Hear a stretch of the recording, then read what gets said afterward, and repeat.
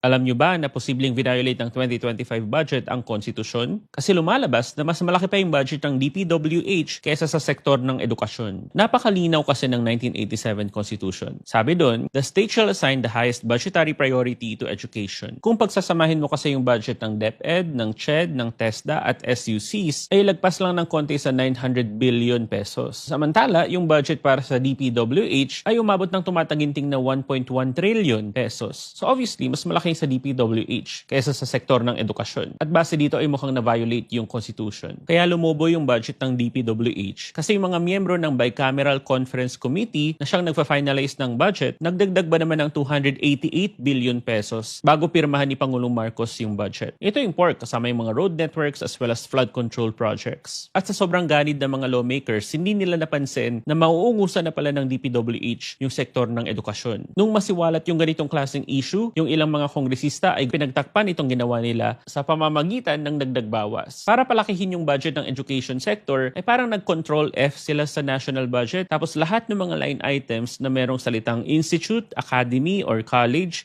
ay isinama nila ba naman sa computation. Kasama yung Local Government Academy, PNP Academy, PMA Academy, Philippine Public Safety College, at maging yung Philippine Science High School System na under ng DOST. Hindi sila usually kasama sa pag-compute ng budget ng education sector. Pero kahit na ginawa nila ito ay umabot lang sa 980 billion mahigit yung budget. So sinalpakan pa nila ng education-related infrastructure as well as yung salary differential sa mga schools. At ayon sa computation nila, lumagpas na sa 1.05 trillion pesos. Para pagmukain na mas malaki na ito sa DPWH budget, ay binawasan nila sa DPWH budget yung convergence projects. So ang ending nasa 1.03 trillion pesos na lang. Obvious case ito ng dagdag bawas. At dapat mag-decide din ng Korte Suprema kung paano kinocompute ang budget ng education sector base sa konstitusyon. Ano-anong mga ahensya dapat ang kasama? Yung DepEd, CHED, TESDA, and SUCs lang ba? Or pwedeng isama yung mga ibang mga colleges, academies, and institutes? Isa lamang ito sa mga budget shenanigans or hocus-pocus na dapat hindi natin palagpasin.